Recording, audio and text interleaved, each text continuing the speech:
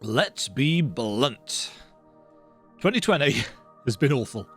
In my case, either I was furloughed from teaching for 7 months because schools were barely able to open a skeleton staff for key workers, or I was up to my eyeballs with students who've got little to no concern for things like social distancing, mask wearing, or covering their mouths and noses when they sneeze. Teaching lessons online using school equipment has been not anywhere near as fun as you'd probably expect, especially compared to, for example, using all of my equipment at home.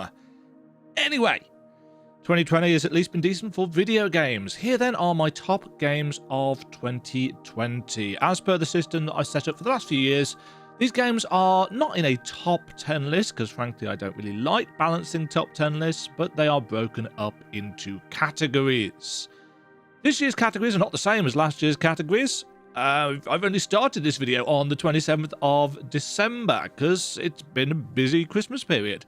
So I haven't had as much chance to put as many lists together, and God knows when I'm actually going to find the time to get the footage for these, but hey, these categories are, we're going to start off with Best Metroidvania Game, because it's me, and of course we are.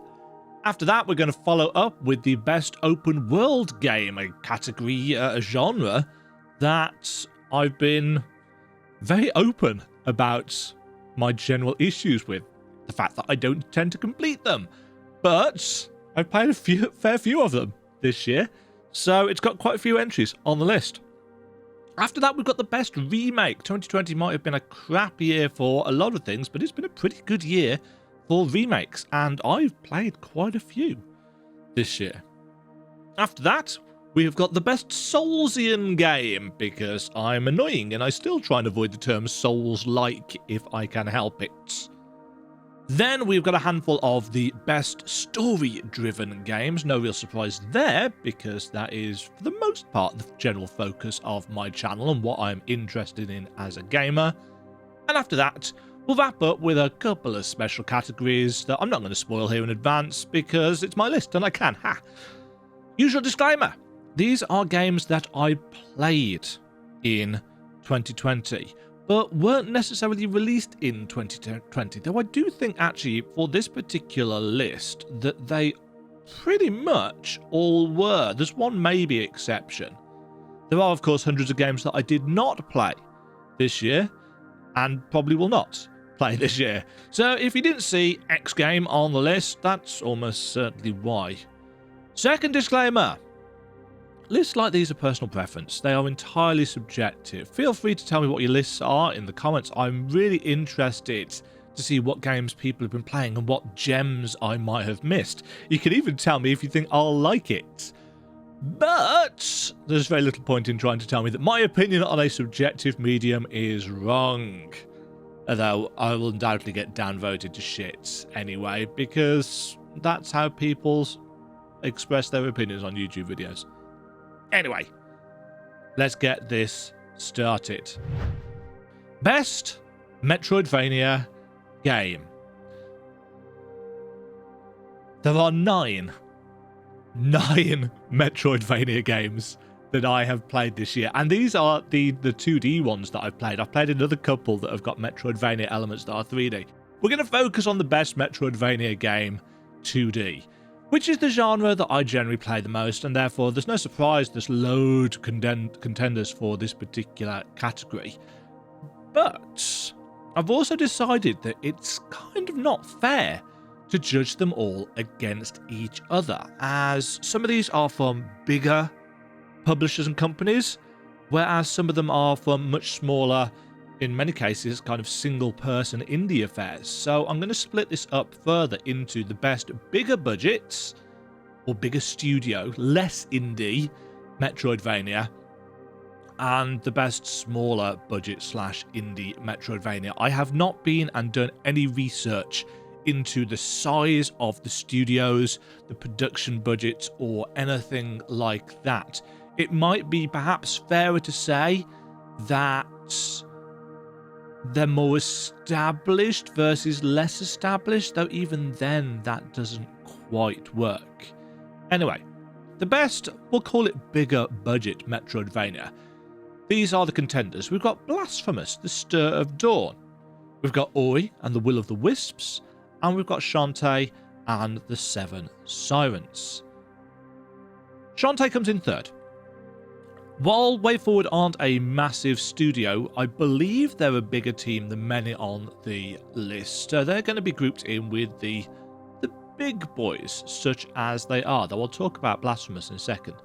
Shantae 5, Shantae and the Seven Sirens, was great fun, but far too easy, even on New Game Plus. The map was well put together, the story and the humour landed fairly well, and it was probably best suited to a handheld device, as it can be played quite easily in short chunks. It's the one actually game on this list that I've bought twice, because I paid for it once on the Apple Arcade, where I did my first playthrough, and that's the one that's actually on the channel, which is why it looks like it was recorded at a really weird aspect ratio, because it was recorded from an iPad, and then I bought it and played it properly on Steam in the 4K goodness, which is beautiful, by the way. But it is really, really easy, and it's far too easy to just farm cash and get all the power-ups really, really quickly. I think next time WayForward need to do something about that and have the power-ups to your abilities actually out there on the map for you to get to. The other two contenders on this list, Blasphemous, The Stir of Dawn, and Ori and the Will of the Wisps, are both winners, really, in my eyes, for very different reasons. Obviously, the original version of Blasphemous did not come out this year, but I felt like the Stir of Dawn expansion, DLC, re-release is worthy of inclusion on this list. A, because I played the game again this year with all of the extra features, but because so much effort was put into, and has been put into really, over the course of the last 18 months or so, making the game a better version of itself. The map is now much better, the combat is much tighter, the quality of life things are much improved, the new enemies and bosses in the Stir of Dawn were excellent, the extra story beats, the extra cutscenes, the extra visuals and tweaks and changes to the actual art assets.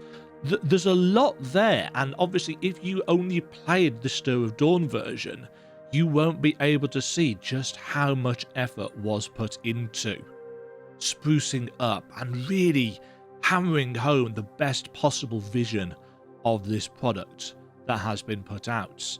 So yeah, Stir of Dawn is a real winner in my eyes. But likewise, Ori and the Will of the Wisps is also a clear winner, especially in terms, much the same as Blasphemous, as an evolution of the first game. Ori and the Blind Forest was a fabulous adventure, but it was very easy and it was very skewed towards exploration. Ori and the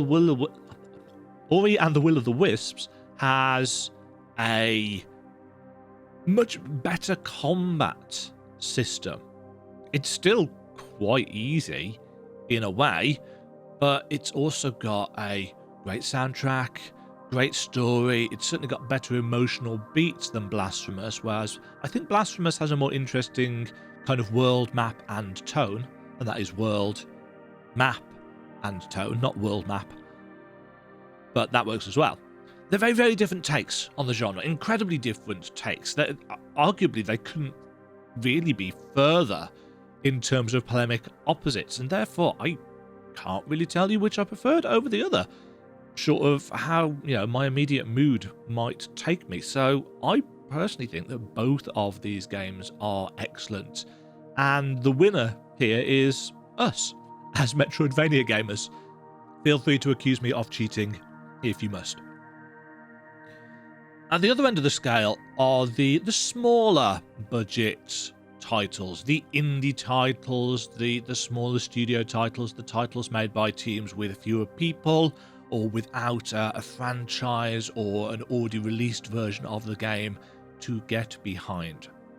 And I played quite a few of those. In fact, I played 6. In fact, I played more than 6, but these are the ones that have made it onto the list. We've got Carrion. Mind Seize, Atto, Kunai, Vigil, The Longest Night, and Alwa's Legacy. Each of these games has a considerable number of strengths. Alwa's Legacy has great pixel art, some brilliant puzzles. Kunai has very fluid movement, a sense of humour, and an interesting, cutesy graphical style, which I really liked. Mind Seize is one of the very few decent science fiction Metroidvanias to come out recently, with a very receptive dev team that have been incredibly responsive to the community's feedback and the bug reports and suggestions, because it didn't release in a particularly bug-free state. It was great fun, but it was a little bit buggy. They've worked on a lot of things since then, and I truly believe it is a great Metroidvania experience now. But I think realistically I have to choose between the other three, the next three. Atto, who knows, was actually the most recent Metroidvania I've played, and apart from a couple of enemies, was surprisingly good fun for a game produced by such a small development team. Combat, extremely fluid. Enemies were all bosses to an extent, and were all very interesting and required certain ways of completing. Map design and exploration were really solid, and whilst it was not in any way a graphical powerhouse, looking at times as if it was actually created in MS Paint, it really grew on me as I played. There was something about the feel of that game that meant I was really sad when I'd finished it, which is different to the previous three games that I've mentioned, which didn't quite have that actual feel in motion and play. Carrion is a game that very much has it there with motion and play, and therefore it comes in at number 2 with its great aesthetic, its play as the monster premise, the visceral design of the combat, and the rather delicious you are the monster horror tone. It's not a long game.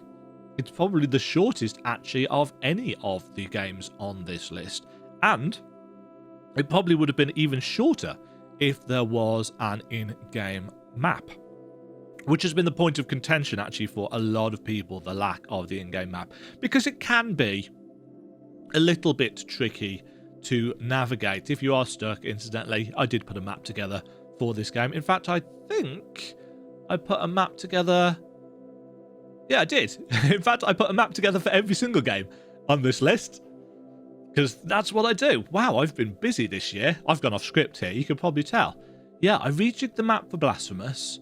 I put out the map for Ori and the Will of the Wisps, and Shantae and the Seven Sirens, Carrion, Mind Seize, Atto, Kunai. Yeah, I did maps for all of these. Though I didn't actually do a video for all of them, but I did maps on all of them. Where have I got to with my plots? Oh yeah, Carrion is, I think of all of these, in fact, arguably of any game that I've played this year, it is the game that I had the most kind of unashamed, gleeful fun with. There was just something really enjoyable about running around and chomping things and flinging them around as the monster. And I am really looking forward to seeing if there is some kind of much bigger evolution of this game from the devs at some point in the future. Number 1 on the Metroidvania list then goes to Vigil the Longest Night, which is by no means a perfect game. There are still bugs, there are some design decisions that I'm not certain I agree with, but I had an absolute blast playing it out, mapping it out, figuring out all the different quests, finding all the spells. It is no real secret that when it comes to Metroidvania games, I do have an extra criteria to what a lot of people that talk about Metroidvania games have. That criteria being, how much do I want to create a map guide for it? With Vigil, it became very apparent very quickly after the first probably couple of hours. Once I got to the kind of the main game out of the prologue, it became very, very apparent that it was the kind of game that I'd very much like to map out, even if somebody else had already done one. And that, for me, is one of the reasons that it gets top billing for these smaller budget games. Combine that desire to make a map with a reasonable storyline, some pretty good exploration and balance, and the real kind of dark horror, almost Souls-like or Bloodborne-esque feel. Yeah, it's really, really worth your money, is Vigil the Longest Night. And again, I'm really intrigued as to see what this studio comes up with in the future. We move on now to the best open world game. There are four games in this category. So we've got Assassin's Creed Valhalla, which I played on the PC. We've got Ghost of Tsushima, which I played on the PlayStation 4. We've got Horizon Zero Dawn, the PC version. And we've got Immortals Phoenix Rising, which I played the PlayStation 5 version of. It's a well-known fact, and I put this disclaimer in pretty much any video I do concerning an open world title, that I almost never finish open world games. They're generally too big, they've got too many things to collect, and I get distracted too easily. I got distracted too easily with them even before I started running a YouTube channel. Towards the... and I hesitate to use the word bottom of this list because all of these games are good. But of the four that I've listed, the one that is at the quote-unquote bottom is Horizon Zero Dawn. Despite waiting for 3 years for it to come to the PC, I am nowhere near finished it. There were just other games. There were just other games, which is exactly the issue that I always have with these kinds of things. So despite all that wait, I'm nowhere near finishing it. Despite the immense beauty of Ghost of Tsushima, I'm barely into the second area because, again, work got in the way with this one as well as other games. Assassin's Creed Valhalla is great fun. It's actually really, really good, and it is the Assassin's Creed game that I am most likely to complete. But I had some real technical issues in my recording of it for the channel. I've got 6 episodes recorded, but the big shift from the kind of Norway scenes to England, just the entire video is blurry. I mean really blurry, and the whole thing really bummed me out. It's a big moment story wise, and it's a really shitty video to watch. And, you know, that's frustrated me. So I've not played it properly in the while because I do really like the story and I'm interested in finding out what happens because it's Vikings and I like Vikings. I'll get back to it. I will get back to it. The clear winner here for me is Immortals Phoenix Rising, which is a game that at the time of writing this script, I put about 25 plus hours into, but now I've put almost 30 in. And I've still got a good chunk of, you know, the little bits and pieces left to do because I am actually moving through the plot at a fair clip. It's set in ancient Greece, which is a setting that I really like.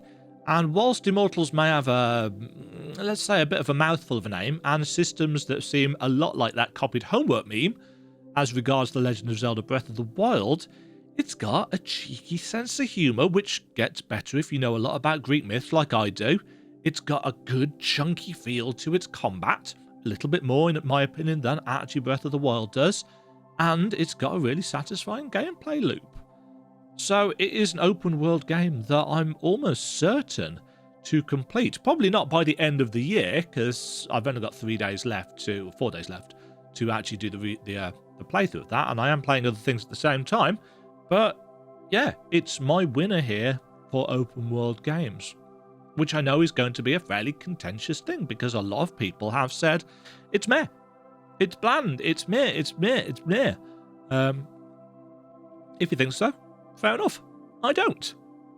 So that for me is the best open world game that I have played this year. Is it the most attractive? No, that goes to Ghost of Tsushima. Is it the most historically entertaining? No, that's Assassin's Creed Valhalla. But Phoenix Rising is a really fun game. It's got a sense of humor that the other games on this list don't have.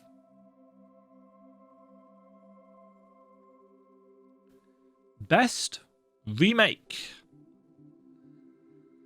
Remakes are a genre that more and more games are finding their way into as time goes on. People look back at their childhoods. They wish to relive their glory days. Let's consider Resident Evil 3 and Demon's Souls.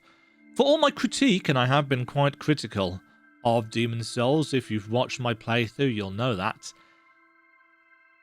Demon's Souls is still the better and more faithful remake, so I'm told, of the original game. Obviously, I didn't play the original. Don't get me wrong, I really enjoyed the Resident Evil 3 remake. Arguably more than I've actually enjoyed Demon's Souls, which at the time of writing this I still haven't beaten. But as a remake, Demon's Souls definitely wins between the two of them.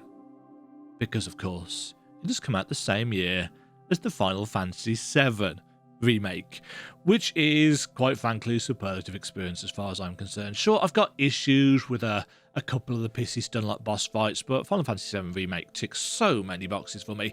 It actually made me care for the characters in a world in a way that I never managed to get from the original. I'm pretty outspoken when it comes to Final Fantasy games and which are the best ones, but Final Fantasy VII, the original, does not make my top 5. Final Fantasy VII Remake does. But this, of course, has prompted some ribbing from my mates about whether the full game is out yet, because it's only the first part, blah, blah, blah, etc., etc., etc. If the rest of the game, the rest of the remakes in the series are of this kind of quality, I'm happy to tag along and see what craziness happens. But, yeah, there were a lot of people that got concerns, especially towards about the ending of the Final Fantasy VII Remake. Is it a remake? Is it a redo? Is it do-over? As far as I'm concerned, it's a remake with knobs on. And I'm happy enough for that to be the case. So, Resident Evil 3. Good game. Good models. Good visuals. Entertaining gameplay. Very short. I can see why people are pissed that they've cut out some things. I would argue that actually Resi 3 is a more fun game in many ways than Demon's Souls, but Demon's Souls is the better remake. Demon's Souls, good game, don't get me wrong, I really enjoy it, but I don't think the level design is anywhere near as good as later games in the series. In fact, I don't think the game is as good as a whole as later games in the series, but visually, graphically, in terms of sound design, in terms of, kind of 4K playing amazing on a PS5, it's a showpiece, and I do really enjoy it. Final Fantasy VII Remake, though, is just the kind of more superlative experience as far as I'm concerned. Best Soulsian game. Demon's Souls, Mortal Shell, Hellpoints. I thought about putting Vigil the Longest Night on this list, but I decided that I'd stick with the 3D Souls-likes, because I feel that's fairer. 2D Souls-like games have issues of their own. Although ironically, at the time of writing this script, 2 of the 3 games on this list I haven't completed. The final boss in Hellpoints, I literally can't defeat. Unless they've updated it, the arena for that final boss fight actually hurts my eyes and makes me feel sick. So I had to turn the game off several times. It doesn't help that the actual balancing, in my opinion, isn't great for that final boss. But yeah, I can't complete it unless I can find some kind of mod that takes away the kind of shifting movement of the background. I can't do it. But I did really enjoy the game. Really enjoyed the game. It is massive. There are so many interconnected areas in that game. It was super impressive. I think of The 3 games on this list, Hellpoint is actually the biggest game by miles, by far. It's got some cool puzzles, it's got some good visuals, especially considering it's made by a small studio. The smallest studio on this list, in fact. Really, really good. Mortal Shell, also really, really good. Kind of the opposite, if you like, of Hellpoint. Mortal Shell is graphically stunning. I mean, Hellpoint was a good-looking game, but Mortal Shell is amazing looking, and it's an absolute blast to play. But I got to the end of Mortal Shell expecting there to be probably another third of the game left. You know, it would really have benefited from there being an extra, maybe even not a third, maybe even a half, an extra 50% more length of game, as well as a bit more enemy variety. But the combat itself was great. I like the systems, I like the combat, I like the shell idea, and I think once I'd gotten used to it, that was really, really good. But of the 3 games on this list, I kind of feel like Mortal Shell was perhaps the easiest to overpower quite quickly. But yeah, Demon's Souls came out this year, and while I think it is a far inferior game to Sekiro, Shadows Die Twice, to Dark Souls 3, and it's way below Bloodborne in pretty much every conceivable way as far as Bloodborne's concerned, except, you know, graphical fidelity, it is definitely the best 3D Souls game I've played this year, without a doubt. It is, you know, it's the OG, I hate that phrase, it's the original Souls experience, and you can tell that it has been iterated on if you've played any of the later games. It's got systems that I don't really like, but it's also got some things that I do really, really like. So there we go, that's the best Soulsian games that I've played this year, the best 3D Soulsian games. We carry on now to the best story-driven game, and as opposed to the previous categories where I've shown you all the contenders before I actually do the list, I'm not going to do that this time. I'm just going to talk you through it because it's more fun for me that way. We're going to start off with Remnant from the Ashes, subject 2923's DLC. The world of Remnant from the Ashes is a really good one. It's got lots of backstory that is kind of tricky to keep straight in your head, and for me that is in some ways a positive thing.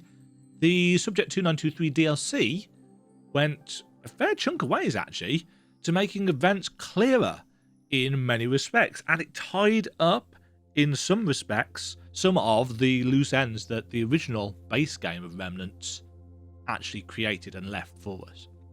And I've enjoyed it because of that, even if I've not really felt the need to pick up the game much since. I've kind of done my time with Remnant. If friends wanted to play it, I will quite happily jump in some more with them because the moment-to-moment gameplay is really good as well. But I really enjoyed the story of 2923. It got some nice little twists, some nice little surprises that I really liked. We've also got World of Warcraft Shadowlands. I can hear from here, from the past, I can hear people frantically typing on the keyboard say, oh god no, World of Warcraft's writing is freaking terrible. And to an extent, yeah, it's a mixed bag. Generally speaking, the writing for World of Warcraft, by the standards of, you know, all the professional writers on the internet, WoW's writing is indeed a mixed bag, I'd have to agree.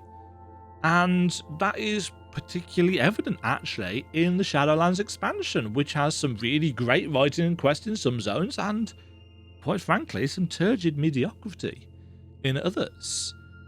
I'm not going to wax lyrical about all of those details here, because my playthrough of the entire kind of leveling and campaign experience is going to be linked up in the corner for people to go and see just why I had rather massive issues with Ardenweald, and why Maldraxxus and Revendreth are much more interesting zones for my personal tastes.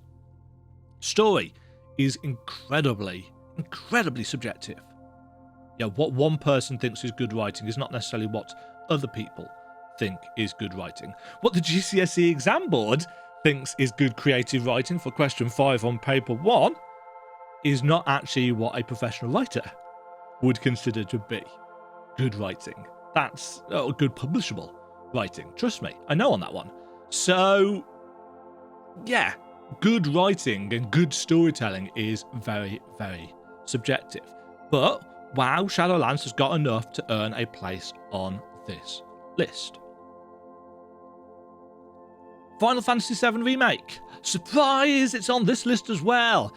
I've already talked at fair length in this video so far about my love for the FF7R storyline, so I'm not going to repeat my points about the great story, how it made me care for characters in a way that the original never could, over and over again.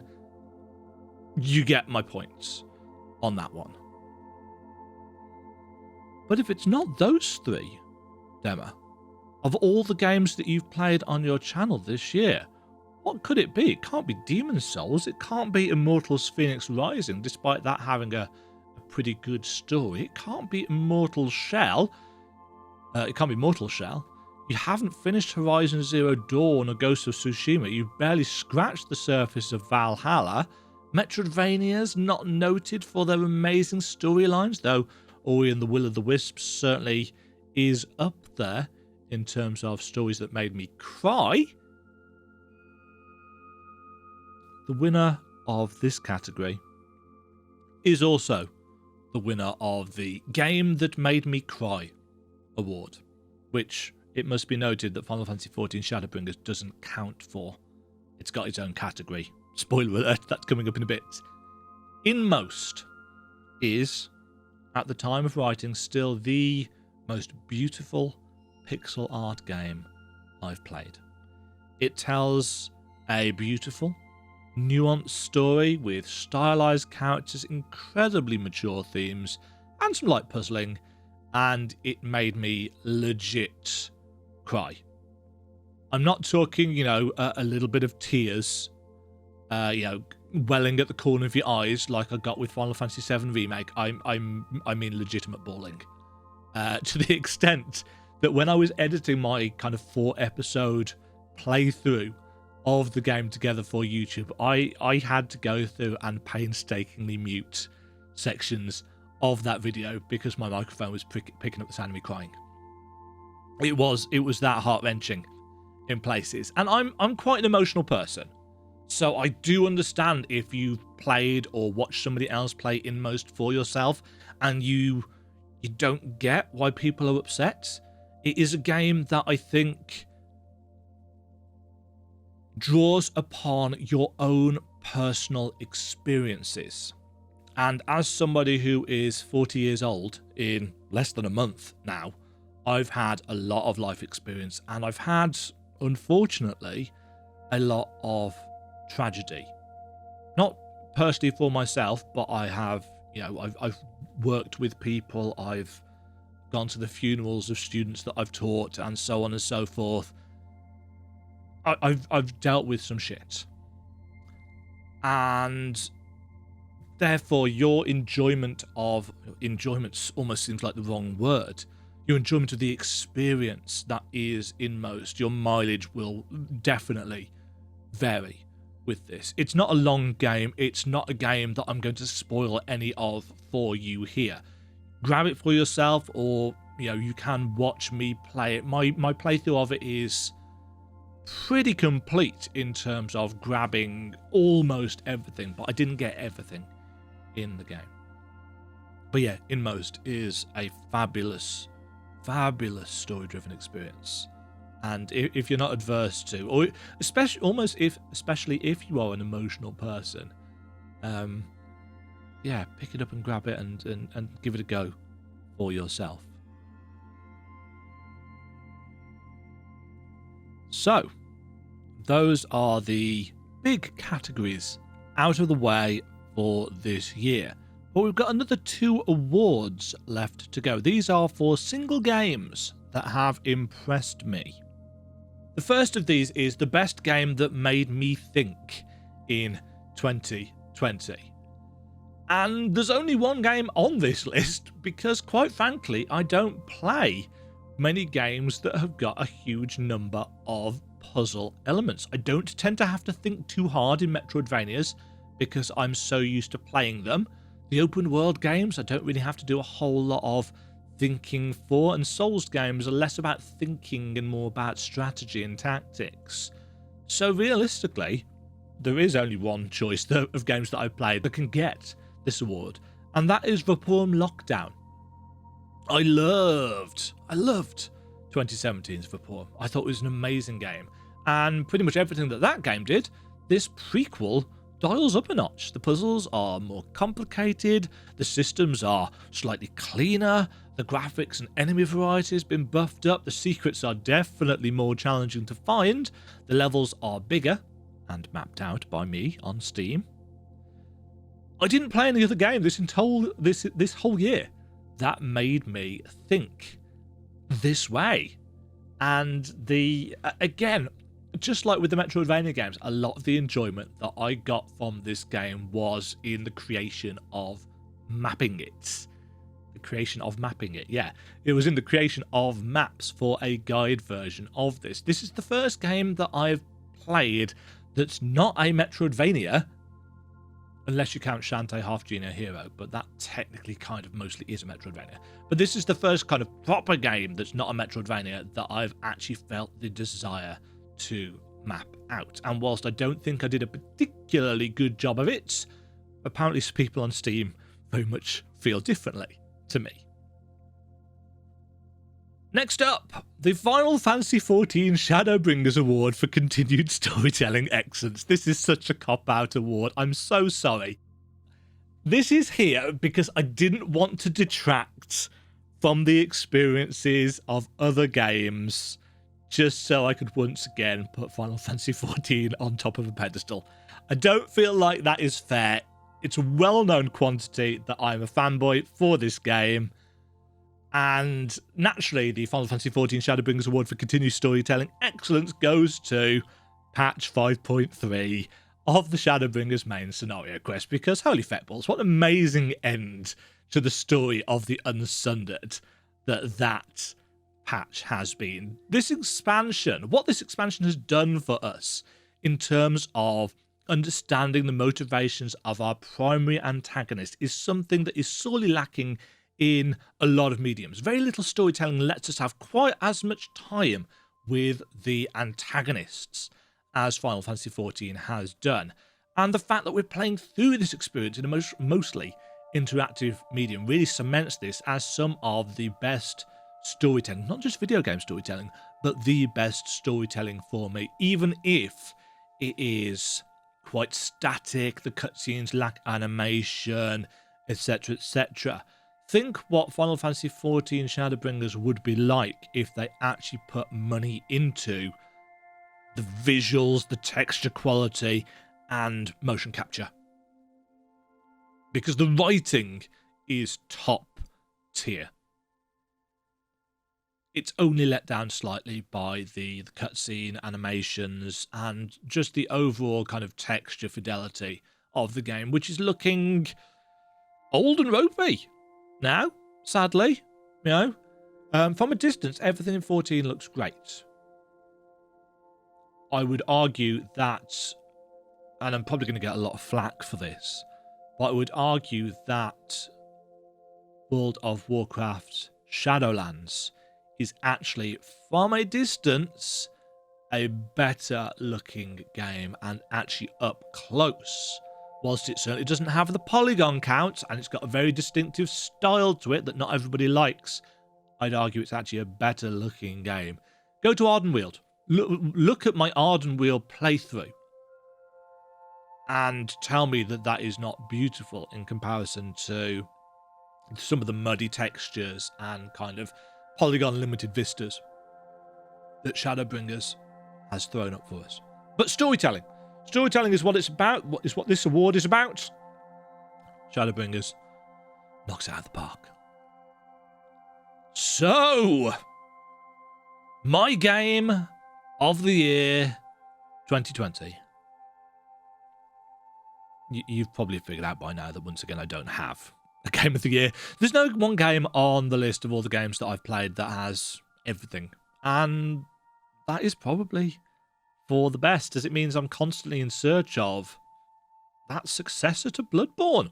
For me, Bloodborne is still, as far as I'm concerned, my favourite game ever. And nothing else matches it. There are games that run smoother.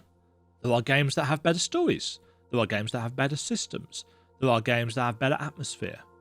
But there's no game that has all of those things in a way that subjectively I like more than what Bloodborne has done.